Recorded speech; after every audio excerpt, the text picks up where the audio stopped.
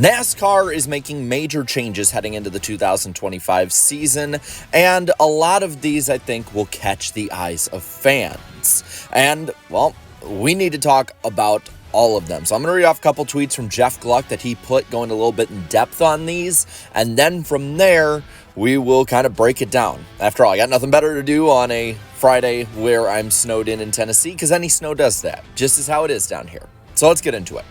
One of the most notable when it comes to changes he made, the DVP policy is getting an overhaul. No more DVP clock, at least in terms of eliminating a car from the race. Cars can now go back to the garage and fix crash damage and then return to the race. If they're on pit road, they can work until the 7-minute clock is exceeded, but then they need to go to the garage. There's no clock in the garage. And if a car can't drive back, flat tire rule here, it gets towed to the garage, period. But again, that does not mean they're out of the race anymore. Now, a lot of this is in response to problems we have with the DVP clock for a long time, as well as playoff eligibility, as well as the stuff that happened at Talladega with Chase Elliott being towed back while others got brought back to the garage. And I'll break down a little bit of my end here. I would say that for the most part, I like these changes.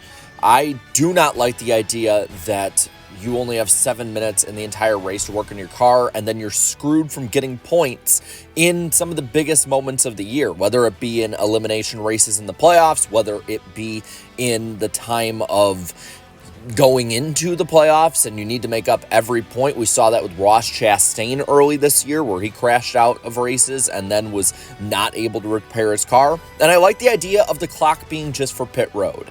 If you can't fix it in 7 minutes, I think you should bring it back to the garage. It's a good mix to me of the old and new.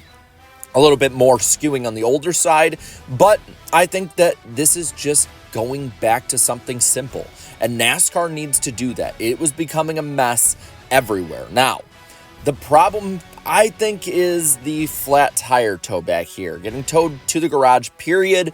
I'm not crazy about that. I think you should get towed back to your pit box. It's unfortunate that some will get towed before others if it's a big crash like Talladega, but I don't think you should basically be nerfed from the race because of NASCAR's design flaw on their car. So I'm not crazy about that. I'm glad it doesn't mean you're out of the race, as I think that's dumb. And Ryan Blaney, I think after his crash at Watkins Glen, is kind of the spearhead of that. But there is still a little bit of work to be done. But if I had to say on an A to F grade on this, I'm going to give this a B+. A little work needs to be done to perfect it still. I think we need to just kind of go back to simple, keep it simple, stupid kind of deal. But I do think that this is a great positive change. And it's something that, you know what, I really couldn't stand for a long time. Maybe we'll be able to kind of see some of those modified cars come back onto the racetrack like we saw back in the day. Now, another one that he brought up in this thread is, quote, the playoff waiver policy has changed, and this could be a biggie. If a driver needs a waiver for a non-medical reason, aka Kyle Larson getting that Coke 600 waiver, they lose all of their playoff points for the entire season. All of their playoff points they already had, and any they might have get at that point.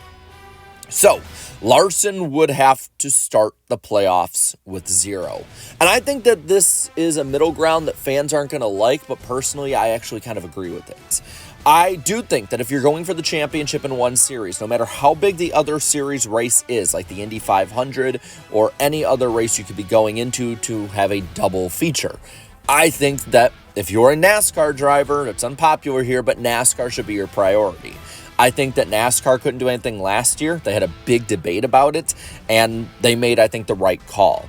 But there should be ramifications for missing a NASCAR race that doesn't all in out just completely take you out of the playoffs. It'll hurt you, as skipping a race should hurt you, and I think that in that regard, it makes the regular season a little bit more important, which is always needed. Because if you're not going to go to 36 races where every race is important, you need to have different ways to make these races important. But I know this is not going to be popular when it comes to the majority of fans, especially those Hendrick fans who are going to probably be very vocal on it. But I think that's something that needs to be done. Now, I am going to be really interested where this rule gets kind of put into that gray area in the future.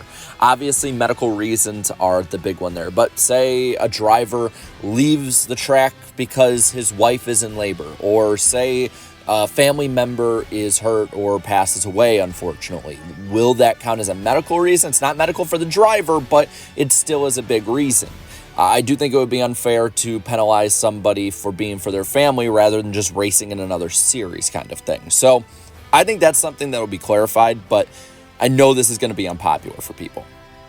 Now, Jeff Gluck follows that up with, quote, "Here's one I just found. Language has changed from takes action with the intent to artificially alter the finish positions to a race to attempts to manipulate the outcome. So more defined terms of manipulation, it seems." And I think for that reason, I don't see really any other change. We'll have to see in practice how they do it. I think that it just covers the same thing. And one way or another, you're going to have to figure out different ways to penalize people, drivers, teams, and manufacturers alike, if you even have that power anymore, to be able to stop what happened at Martinsville. This is a clear response to what happened at Martinsville, what's happened before in years past between teams and manufacturer teammates, and to me, I'm just kind of, I don't like any of this. It's just stupid to me. The Jeff Gluck also kind of goes back. Oh, by the way, the waiver thing from earlier, it appears to include suspensions as reasons you would lose all playoff points. Better not right rear hook someone. Yikes. This is no longer an excused absence. Make the playoffs, but yeah. I like that. I think that if you're going to be doing something stupid and putting your competitors' lives and health at risk, that should be something you are penalized steeply for. Chase Elliott should not have been able to keep any of those points that he had. If Bubba Wallace had made it far enough when he did the same to Kyle Larson, he shouldn't have. I think that putting your competitors at risk and making a mockery of the sport of auto racing like that in such a dangerous way should have steep penalties. So you know what? I'm all for it. If it's for safety and we don't have to constantly micromanage them, drivers can just know to not do dumbass things, then good. Punish dumbass things. Another one says, oh man, here's a doozy. There's now something called the open exemption provisional. A well-known driver who is a significant contributor from another series, NASCAR drivers not eligible, now automatically will make a cup race. So Helio is in the Daytona 500 already. Okay, I don't like this. I'm reading these as I read them to you. I did not pre-read any of this stuff because I wanted a raw reaction, and I'm not crazy about this. I'm sorry, the Daytona 500 needs stakes. If somebody like Castroneves, if SVG when he came over, if Lewis Hamilton came over to race a Daytona 500, they should earn their way in the way that any other driver would. I already don't like that we have 36 chartered guys that are automatically in. I never liked that we had 35 guys in with the top 35 rule before that. This, to me, is an entertainment change, and I don't like it. But it is followed up where he says, folks, there's more.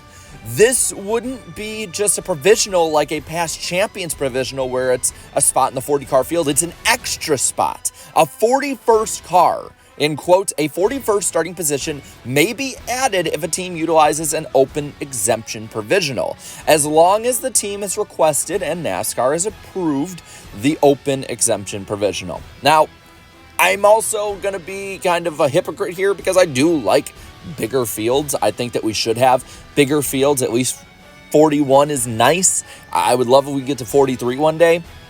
So I guess that's a silver lining in this for people like me who aren't crazy about those spots being insured. But I do like the idea that we can start getting these fields a bit bigger again. The more competitive fields with competitive entries coming in and not just starting parks or guys who will putter around 10 miles an hour off the pace. Okay, I am for that at least. Also, Jeff Gluck follows that up. We knew manufacturer penalties were likely to be implemented after Martinsville last fall, and they are here now. So this is an update from what I was talking about earlier. If a manufacturer is found to have violations of the testing policy, wind tunnel policy, team rosters, or code of conduct, they could lose manufacturers' points and or loss of wind tunnel hours and or RCFD runs and or member ejections and or suspensions. I'm going to be interested if NASCAR follows through on this. They can put the rule in, but until it's enforced, I don't see the manufacturers really backing down. But those are some big changes, man. That is a lot of stuff to go over. And I will say if NASCAR can follow through on their word on a lot of this stuff, I'll be impressed. Again, I'll probably overall give it a B. I think there's some stuff that's not crazy good.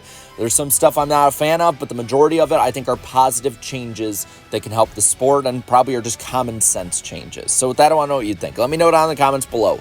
Do you like what NASCAR is doing and has done? Or do you think they're going too far in some places? Or is it a mix? Let me know down in the comments below. All right, leave a like on this video, share this video, and subscribe to this channel for more great and fun NASCAR content. Thank you so much to all my channel members for continued support. And until next time, have a good one.